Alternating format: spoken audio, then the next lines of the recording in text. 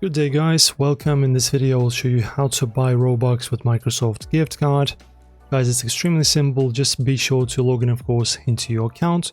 From the home page, click on this icon that has Robux icon on them, then press on buy Robux. After that you will be taken to this screen where you have multiple options. As you can see, you can buy Robux for anywhere from $5 to almost $200.